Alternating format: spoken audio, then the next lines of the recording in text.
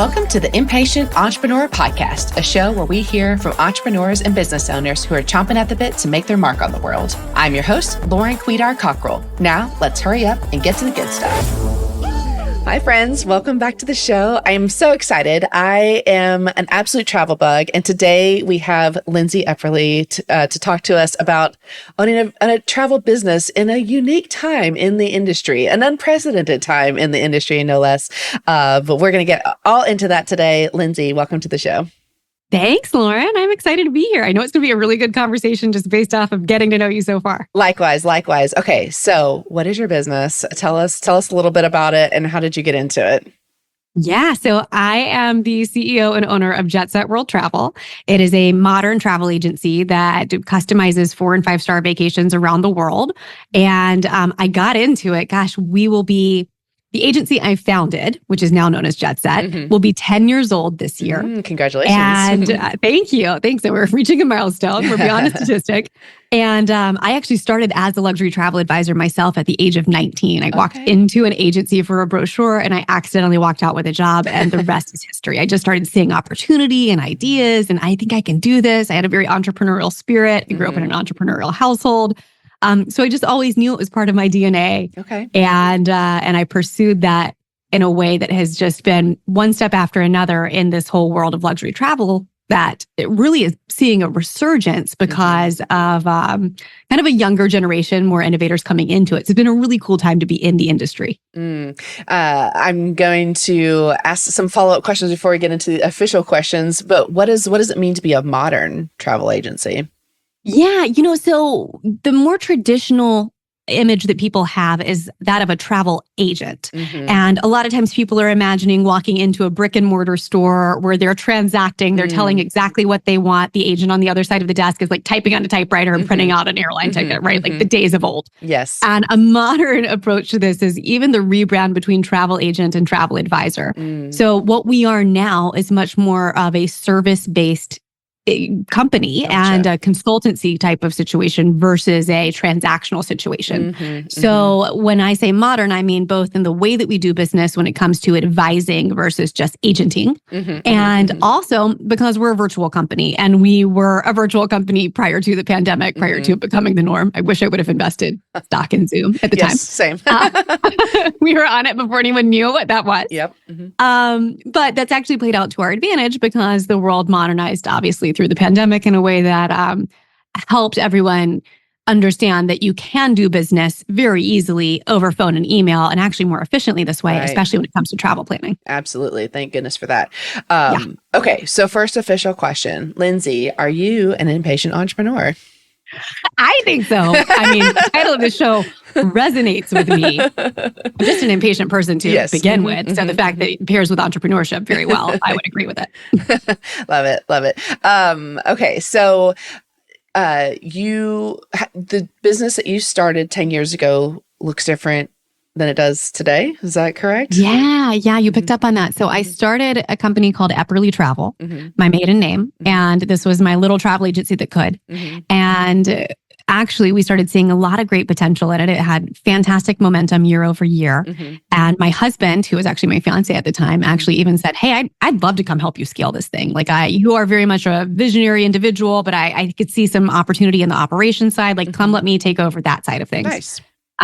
So when we got married was literally the week that we started working together. So it's all we've ever known of marriage. Crazy. While we're young and dumb. And and then the pandemic hits, right? So like a year into working together, we are expecting our first child. We have a home under contract, and now we have all eggs in one basket. Whoa. Like he had quit a very nice job in finance, and we were like, maybe we should reconsider that. But instead of reconsidering it, we decided, no, let's move forward. Let's turn these obstacles into opportunities. Let's show that we can be a great place to work. Let's keep our lights on. Let's pour into our company. Let's actually invest back in the company with money we were going to put toward a house. We said, let's make sure it survives and let's invest back in. And one of those investment opportunities was the opportunity to acquire another agency called Jetset World Travel. So that's why we are different today, because we acquired Jetset. Jetset had been around longer.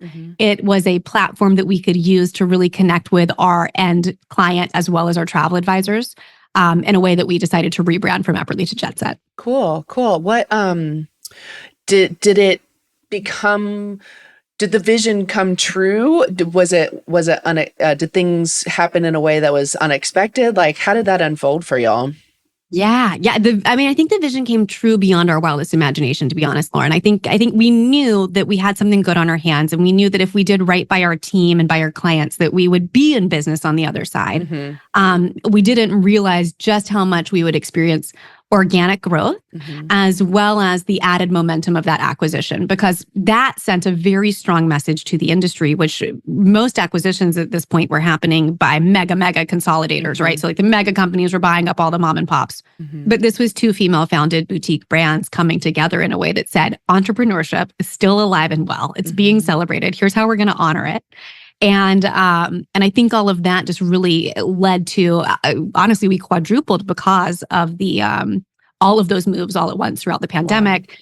We landed on the Inc. 5000 list last year. Like all of these growth milestones that really were beyond my personal wildest imagination for the company have happened because of that. So when you acquired the other company, were you bigger than them at the time, or were you smaller than the company you acquired? Yeah, that's a really good question. We were smaller than them. Okay. Yeah, so it was an interesting thing. It was one of those opportunities that I could only have ever dreamed of, because I had actually really, for a long time, admired that company, admired their founder. She's a powerhouse female entrepreneur in the industry. She had created other companies. And so just merely the opportunity to work with her, much less purchase her company and help take it to another level was a real honor. Cool. That's really neat. So where in the pandemic was the acquisition? It was early, like May 2021. Okay. So what was March 2020 to May 2021 like for you as you're like at this, pivotal moment of your family, the business? Like what was happening for y'all? Oh my gosh. Yeah, that was the less fun part. I'll tell you that much. No, it was really difficult decisions. It was deciding, do we want to keep our house or do we want to keep our business? It was then deciding, when we decided to keep the business, where do we want to bring our daughter home to? And what does life look like when all our team has to do is cancel and rebook. And then that kept happening because it kept going longer and longer, right? Every day we're looking at a spreadsheet titled Project Slim Fast, because we were like, how do we cut our expenses? And then what is our run rate? So like anytime the government would roll out new assistance, it was like, okay, there's another lifeline. We have another 3 months. Like it was, we were really, my husband is extremely methodical, like very left brain. Thank God for that. Goodness, yeah. Because I'm the other side. I'm the emotional. Yes. I'm like the feeling the weight of it all. And like any given day, like, oh, are we sure this is the right move? And he's like, just look at the spreadsheet. Yes, make sense on the spreadsheet. Yes. And it did. So that was, and I make jokes about a lot of that because it's such a, caricature of a couple in business during that time. But the reality is it was extremely hard. I mean, I think, the gremlins that get in your head during a time of failure like that are sometimes insurmountable. And so I had to do a lot of self-reflection and a lot of self-work as a successful, independent female founder who had only ever known an upward trajectory. Right. I didn't realize just how much I was tying my self-worth to my success. Yes. So like when that success is just really like the rug is pulled out from under you, then you start thinking, well, am I also a failure? And who am I? Who am I? And who am I? That was my identity. Who am I? So that was a lot. And honestly, that's inspired a lot of the work I do today. I have a podcast, as we've talked about before, you and I, that's called Who Made You the Boss? And that all came from the imposter syndrome that I experienced during that time, right? Of like, who am I to lead this company and then grow it bigger and then step out and start talking about this? I mean, who am I to do that? But I think there's a real beauty when you have those inner critic moments. A lot of people say like, oh, silence them, push them away, whatever.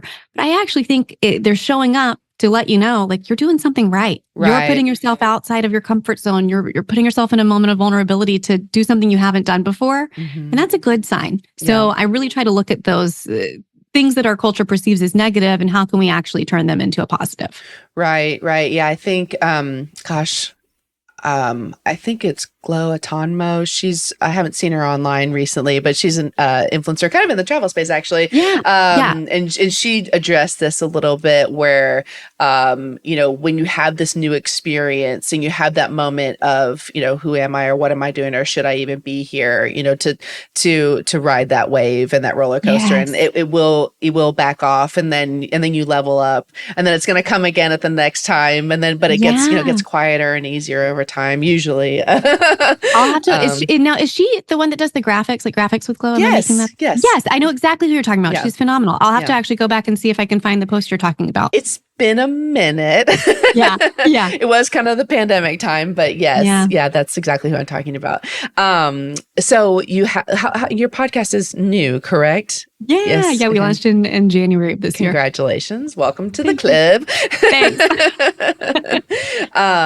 So in addition to podcasting, being on them or hosting your own, are you a listener? Do you like to read books? How do you educate and inform and grow yourself? Yeah. Oh gosh, I'm a lifelong learner of all things, whether it's self-help or business or just, for funsies. Yes. So I'm a big time reader. I'm a big time podcast listener. I just had a really cool experience. So if you are also a learner like myself, I went to I went to Miraval in the Berkshires. Yeah. Okay. Which is a company we've worked with for years and years and years. They've got 3 locations in the US and a hotel company that I've always thought of more for spa and relaxation. And my on-the-ground experience there was that I just learned and took all of these courses and got to learn about a healthier lifestyle and a better mindset and how I could be more intentional. And so when you ask how I learn, I think just the pure art of travel has so many of those opportunities for us, Yes. Let's go there for a second. Let's talk about travel. I do think that travel is one of our greatest teachers for sure. I mean, just being able to experience other cultures and languages and being vulnerable, where you are putting yourself out there and at the mercy of your host country, where it's and just you learn so much if you choose to, I guess, you can certainly go there and refuse to speak any other language but English and only eat at the familiar places or whatever. But what's been one of your most transformative travel experiences? That's a good question. I'm gonna think on it for a second because I've had so many wonderful travel experiences. Especially in my 20s when I was when I didn't have 2 kids, was traveling at least once a month internationally, and I was a frontline travel advisor, so I was going and testing out the products. Right? Nice. But it's interesting. You just said something to the degree of like when you put yourself out there and travel and you're at the mercy of something else, right? Because I'll often advise this to my team that the best travel experiences are usually the unplanned situations, right? Like we work on planning for a living. We do as much as we possibly can to ensure our clients have a dream come true experience, but so much is out of our hands.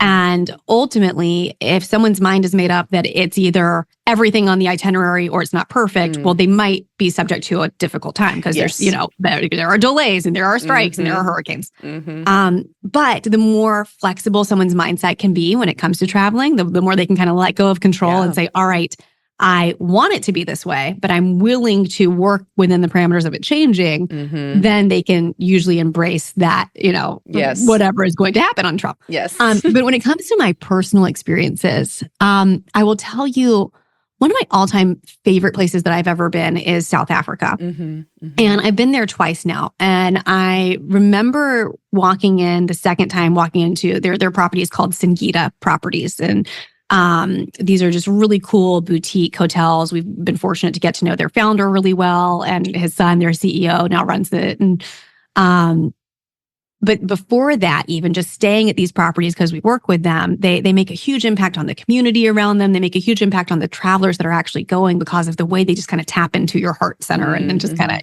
like nuzzle there. Yeah. And I remember walking in to one of their properties again, second time around being in South Africa.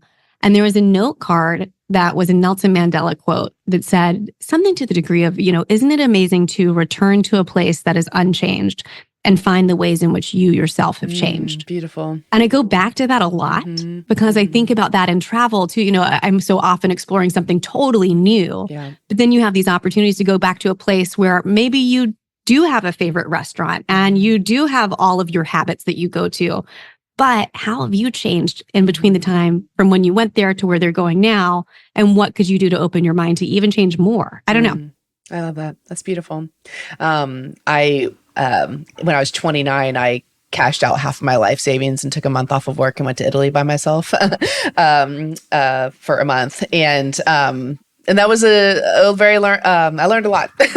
Yeah, I bet that was well worth it. Yeah, I learned a lot about patience and control and a lot about myself and being alone. And it's definitely one of the best things I've ever done for myself, bar none. So, and just kind of having experiencing the world by yourself, and moving around. And, it's like the best day was being mistaken for a local. It's like, oh, no, but I'm happy to try to help. You made it. But yeah, I just, I remember just leaving and coming back just a different person and then being ready for the next phase of my life. I actually met my husband a couple months later. And I was like, but I felt like I was finally ready for that experience, versus, beforehand when I really was craving that international experience and almost didn't want my life to move forward until I had that. So, anyway, big fan. I can feel that. I mean, that makes so much sense. There's such a transformative power when it comes to travel. And when we're willing to keep our minds open to that travel and letting it kind of, change us. And so much too, you'd kind of touched on if you're only kind of staying in your comfort zone and you're only speaking your language, and not that you can learn another language overnight, but you can go out of your way to interact with others. And I think that that's the most impactful part of travel, right? It's the people that we come across and the stories that they tell and the lives that they've lived. And that is so, so powerful. Yeah. I remember being over the Atlantic Ocean on the way there and just all of a sudden it hit me what I was doing. I was like, what have I done? Yeah. No, and really in talking about all of this, I had a really incredible opportunity to visit. I was in Prague and I was on an agent trip that was brought to us by a partner that was operating out of there. And they had us visit Terezin, which was a concentration camp in the Holocaust. And they had a woman who was a Holocaust survivor who had been imprisoned at Terezin lead us. And that was, when you ask about impactful travel, I mean, I was in my 20s, and to see history in front of my eyes and to see this woman who is a survivor of something so horrific, who was so brave. My one question for her was, how can you be so brave to come back here? How does this not just... And she said, because we have to tell these stories and we have to make sure this never happens again. I have to be brave to stand up and say, this was my reality. I still, that stays with me so much to this day because it opened my eyes. I just think travel has this unbelievable ability to expand and to show us not just the history books that we've read about and the reality of those history books, right? And a lot that is left out, but to also show us the real human condition. Right. And the ability to survive and to move forward. And I don't know, it's just such a powerful, powerful way of learning the world. And how does that worldview and perspective really imbue the ethos of your business? I mean, if you're talking about sometimes luxury travel and experiencing the world, they can coexist beautifully, but they don't always. Is that something, not that you're trying to force that down anybody's throats, you want to just provide a great experience, of course, but what are you coaching your team on and hoping that your clients take away from working with Jetset? That's such a good question, because I live with this tension a lot, right? I live with the tension of we're existing in a luxury sphere, and a lot of that looks like opulence, and a lot of that looks like individuals who say, no, I do not actually want to see outside of the walls of the hotel. And this is fine. Everyone's vacation experience is their vacation experience. For me and my team, what we're talking about very often, though, is and this is part of our mission, is how are we gracious travel industry citizens? Love that. What does it look like to be gracious and kind in serving our clients, whether they want the hotel only experience where they're never leaving the walls of the hotel, and that's A-okay, or they want the experience where they're saying, we want to be transformed by this, and we want to meet individuals that will change our worldview, right? From the gamut. But it's really for us about pouring into our team so that our team then pours into our clients. And so some of the ways we do that is we have a very high priority on sustainability. It's an effort that I think that is really important to the travel industry as a whole. And it's something that's important to us at Jetset. We have a high emphasis on diversity and inclusion. I think that, as a business owner saying that, sometimes that just sounds like, well, of course you do. That should be table stakes right now, right? But we're constantly looking at how can we actually put action behind that, right? Like we've created an internship program so we can try to bring more fresh perspectives and different backgrounds into the industry. Whenever we're hiring, we're usually looking to hire from outside of the industry. So it's not just the same kind of like echo chamber of, what the industry tends to look like and how we want to change that. So just really making sure that all of our decisions from a company basis support that gracious travel industry citizen mission is really important to us. And I think that's how we reconcile the fact that, yes, we're working in a luxury product and it is what it is, but there's also a lot of good we can do with the profits and the proceeds of that. Certainly. And sometimes, or often, I guess, really luxury is in the service delivery. My business is public relations and marketing, but I want our clients to feel like they're receiving a luxury service. Like, this isn't necessarily something I'm promising to somebody, but I want my team to treat our clients as if they're guests at the Ritz, where everything is taken care of and they're in great hands and we're here to care for them. And so, luxury is also just the feeling that someone has experiencing you. Yeah, it is. I was just actually reading, I don't know if you're familiar with Shauna Niequist. She's an author. Yes. Yeah, love her work. And she's really made it her life's mission to be about hospitality. And she has these beautiful definitions of it. And the way she's putting it is all about how she's bringing people into her home. But me coming from a hospitality background, it really resonates, right? That it's this ability that we have to make someone who otherwise may have been alone or otherwise may not have had a place to be. It's giving them a place and setting a table for belonging and really serving them well. And I think that is just the very nature of what we do at Jetset. Yeah. Love that. Beautiful. So back to being an impatient entrepreneur, is there anything you're particularly impatient about right now? Is there something you're rolling out? Obviously you have this new podcast, but service lines, product lines, all that good stuff. Yeah. I think honestly it's the podcast because as you know, having started one, and being kind of victim to shiny object syndrome. Yes. I say victim to. This is my own doing, right? So I am not a victim. I am the perpetrator. Yeah. So it's me. Hi, I'm the problem. It's me. I'm the problem. I launched this podcast, Who Made You the Boss, in January, and I did it as more of a means to an end. I started writing a lot more. I want to get my writing out into the world. I'm kind of on a publishing journey, and so I thought, well, this is a way to get my goal achieved and also to amplify Jetset's voice and vision. And we really pour into professional development at Jetset. So how could I do that in an outward facing way where people even from outside of the industry would enjoy it? And then I fell in love with podcasting. Yes. Like I have really, really kind of gone into the deep of this industry and seeing like how this can be a business and what this can look like. And of course you have to, the like most tried and true method to growing a podcast is consistency and time. And for an impatient entrepreneur, those two things are difficult. Yes. Yeah. There's lots of tension between those two. There's so much you can outsource when it comes to the actual like production side of a podcast and the, processes, but to outsource growth is not an opportunity that I have found so far. No one's got a silver bullet, which makes sense. Same thing for any business. But that would probably be my most impatient situation right now. I understand. It is. It's just the early days is amazing, and they just see all the potential and getting to, I think you have an interview-based podcast as well, just being able to meet people like you, and it's a great joy. I love entrepreneurs and storytelling. So here we are. I feel that in my heart. So it becomes a little bit addictive when you're like talking to someone that you otherwise would have never had a chance to meet.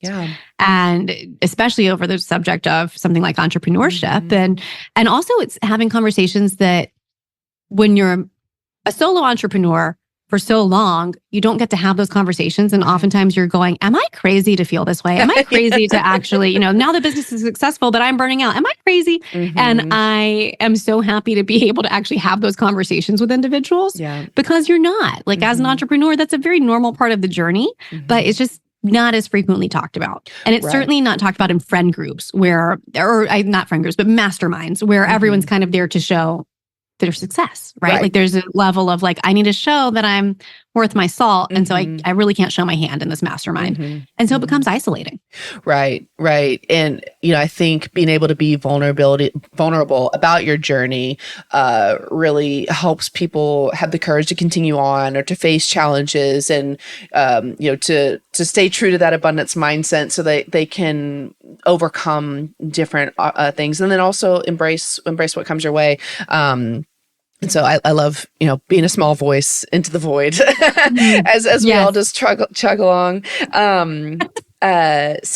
In that vein, I know we kind of spent some time on the pandemic and the acquisition and so forth. But was there a time in your career trajectory where you really felt like the rug got pulled out from underneath you and you were just like, I don't know how I'm going to survive this, but now you see that was the best thing that could have happened?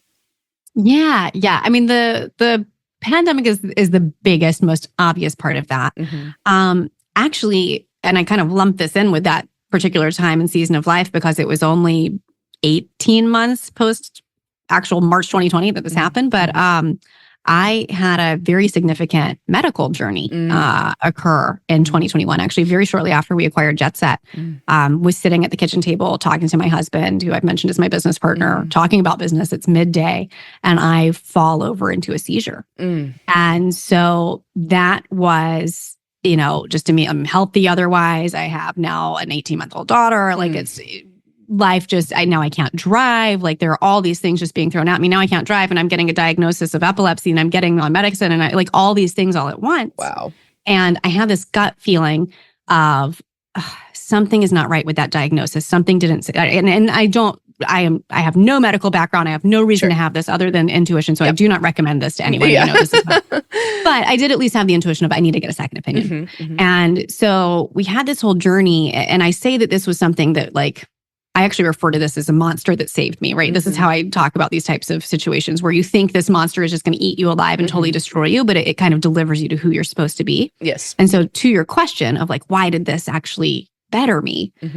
One, it allowed me to see what life is like when you really let go of control. Like when you are clearly I literally couldn't even operate a vehicle for 6 months legally. Legally. I said legally as though I did. Legally. I didn't also operate a vehicle illegally. I did not. Okay. I listened. I obeyed the law, but I couldn't do it. And, just relying on the help of others was a huge learning lesson for me. It was something that as a young entrepreneur, I always clung so tightly. And so the pandemic plus that really allowed me to loosen my grip. And then also it taught me a lot of lessons as a leader because I had just acquired this company. I'm sitting as CEO, right? I'm still the one that's getting up and kind of like casting the vision.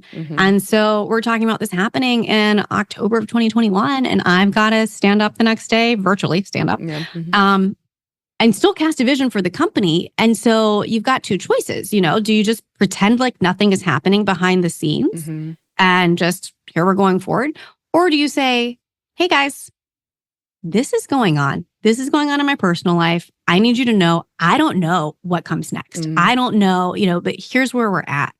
And I chose that route and to be honest and open and vulnerable with the team and a team that I'm newly leading, right? Like many of these individuals we've known less than 6 months. Right. And so, yeah, exactly. And so like you're so nervous as a leader of like, is this going to make me look weak? Will people trust me? Will they worry that I'm like, I've got like brain things going on and they don't know if they like, it's just so many thoughts going through your head. And I had to just say like, I have no other way of being able to live other than within integrity and honesty and just to share this is the reality. And I found that actually increased my relationships with each of the individuals on my team, right? Like that brought us together. And I'm not saying like share everything. Like this is, you got to pick and choose as the leader. Right. But that did really help me in learning to be vulnerable and learning to accept help. Right.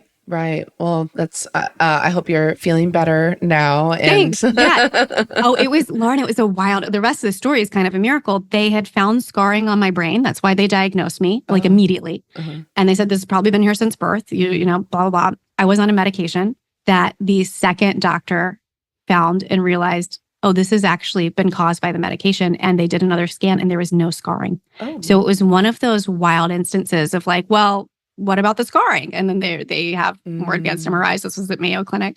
But it was just one of those things where in the, I think it was like a 4-month window between getting the first diagnosis and getting the second opinion, where I really had to learn, what does it mean to hope and hold on to hope in spite of the outcome, right? Like we're going to get the second opinion and it's either going to confirm or deny what they believe about me and where my life needs to go from this point.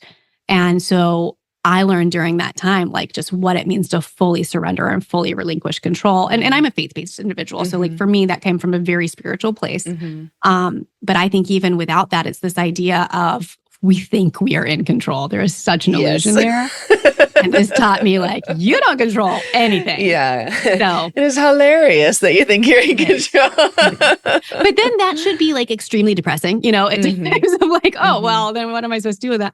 But I think it's just part of the human condition to learn, what does it actually mean to hold on to that hope and to say, okay, well, regardless of whether this goes left or right, I have to pull my joy from somewhere. And I can't let this derail me from my plans. And not necessarily my plans. Plans will always change, but like what my hope is for my future, for my family's future, for my values, from what matters. Yeah. And being a good steward of the gifts you've been given and, living out your purpose in life. I mean, I'm sure you've had roles or instances in life where you're just like, this is not what I was put here for. Yeah. I need to get back on that track and figure out what that is. I found that, and I talk about this a lot on my podcast when it comes to burnout is usually a sign for me on something like that, right? When you're just really, really like cannot be resilient over the things that are going on at work and why am I doing this? And like, if that goes on for however long and no amount of like stress testing or working through it with yoga can help. I've always found those are the moments where I'm like, oh, I think I'm actually supposed to like evolve. And that this is like not actually the thing I was meant to do. And that's why it's sucking the life from me and burning me out. Right. You're right. When you have those moments that you feel like this was not what I was created for, they ultimately become moments of clarity. Very much so. Very much so. I resonate with all that deeply. Well, it's taken a lot of therapy. So yeah, same. And on a previous episode, I had a friend of mine on who's as a guest, and we talked about how being business owners really helped us become the people we were meant to be. Have you experienced that as well? Yeah, I think so. One, it's like it's part.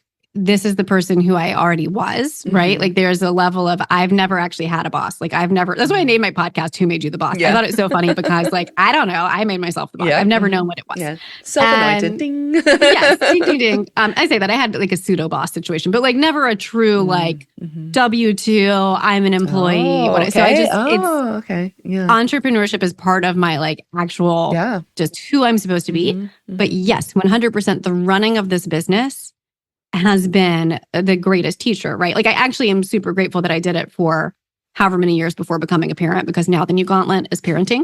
Yes. But welcome to that club also. Yeah. And you have two now. You have two. I would be the most stressed out parent had I not learned the lessons that I learned by parenting my business beforehand. Right. Yes. I found parenting to be a very good clarifier in business. It's like, my family will always be my number one priority. And, the chips fall where they're going to fall. So, yes. Yeah. It gives you a lot of permission. And hard boundaries. Because I love to work. If I were unattached and unencumbered by my beautiful blessings, I would just be 24/7. I would just wring myself out day after day. And that's not what I was put here for either. Yeah. No, I feel that. That was like very much my reality, as I'm sure it's many of the listeners' reality, especially when you're an entrepreneur, because you're doing it all. And there's a certain like thrill that comes with that, right? Like there's a kind of a chip on our shoulder that we get to wear and say like, I'm building this thing. And you have this sense of pride. And that's why I think like our culture, it embodies this like hustle culture where it's like, you should be proud of the hours you work. It's like, I'll never forget, I was in an entrepreneurship group. And I was like probably 6 years into being an entrepreneur. And I remember for some reason, the topic came up of what time do you wake up in the morning? And all of them woke up at 9 a.m. Like they slept in. And I was beside myself talking this. So listeners, if you do this, you have great boundaries with yourself. Yeah. I was like 6 a.m. every day. Yeah.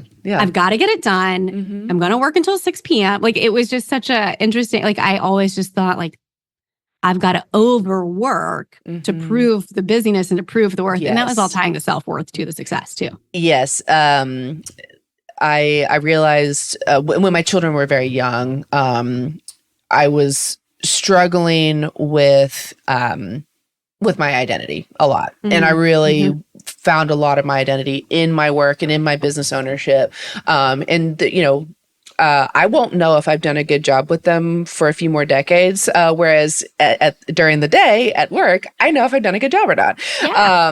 That just has taken a lot of time and patience to really untangle my self-worth from what I produce and what success looks like or whatever. So, yes, it's quite the journey. I feel that. Yeah, you get more instant gratification from work. Oh, yes.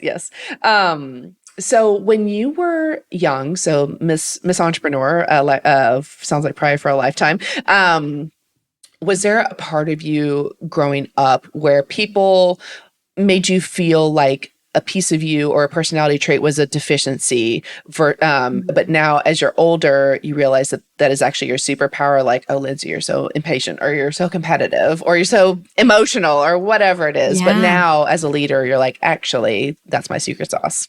I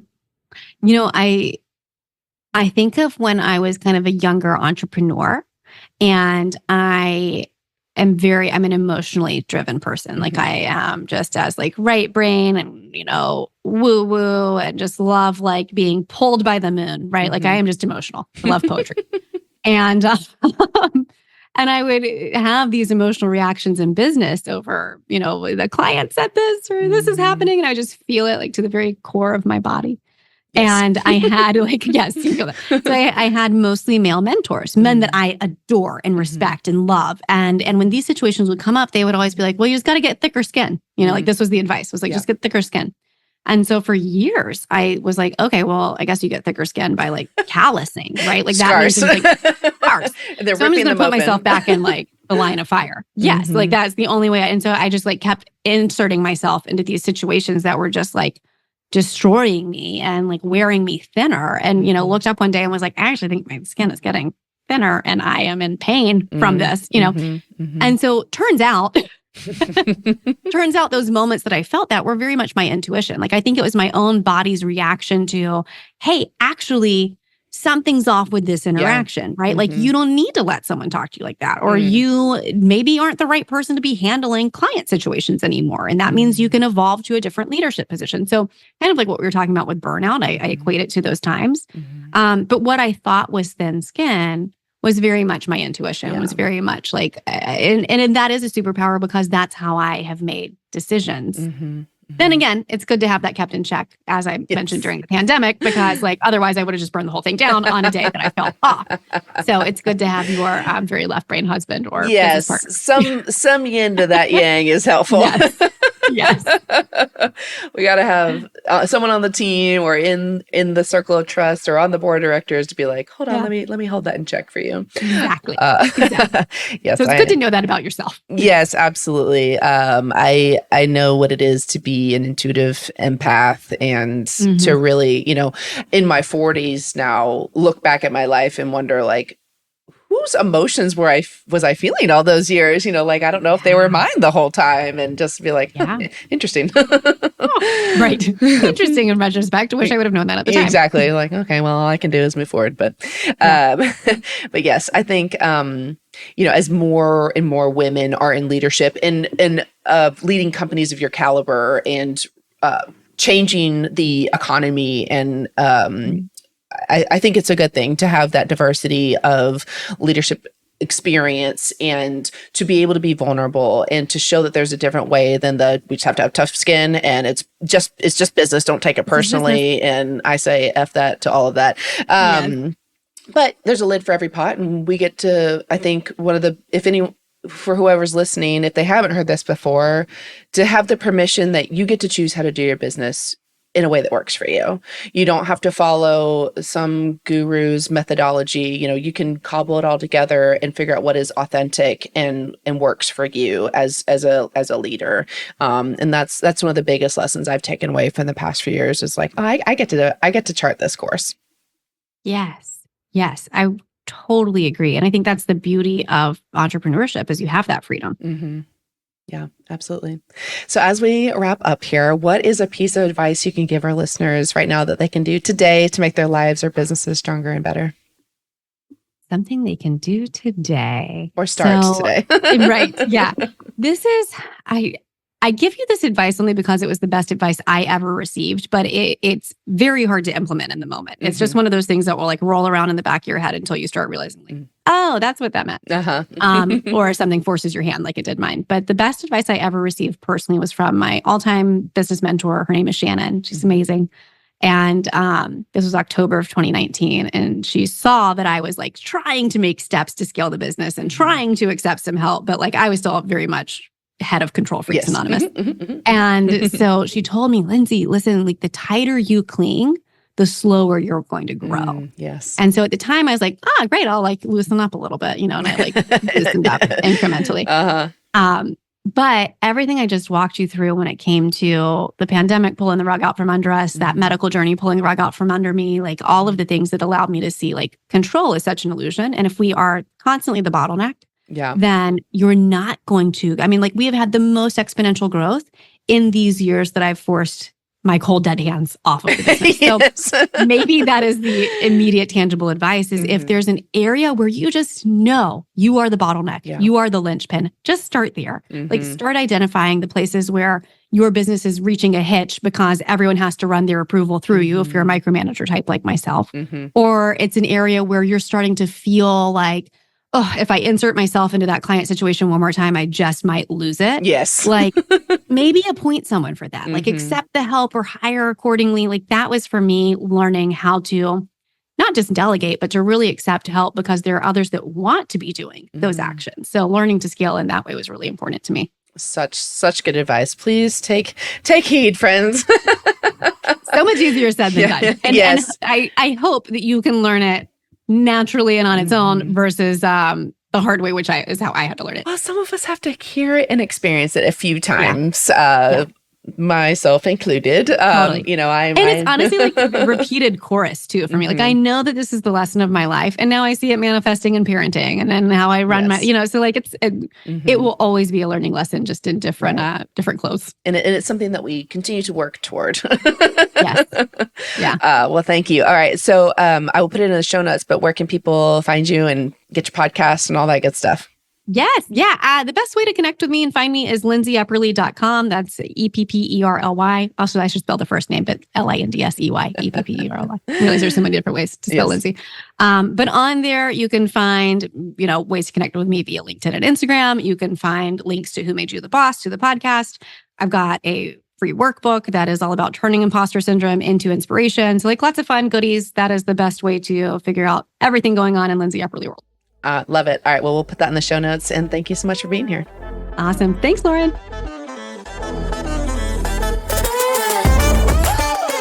Thanks for listening to The Impatient Entrepreneur. Love the podcast? Be sure to share it with a friend or colleague and give us a 5-star review. You can also chat with us on Instagram or Facebook at The Impatient Entrepreneur Pod. Want to star on a feature episode? Head over to theimpatiententrepreneur.com to inquire. Thank you to the team at Quidar & Co. for believing in me and bringing this podcast to life. And thank you to Carson Childers for mixing and editing this episode. I can't wait to see you next time.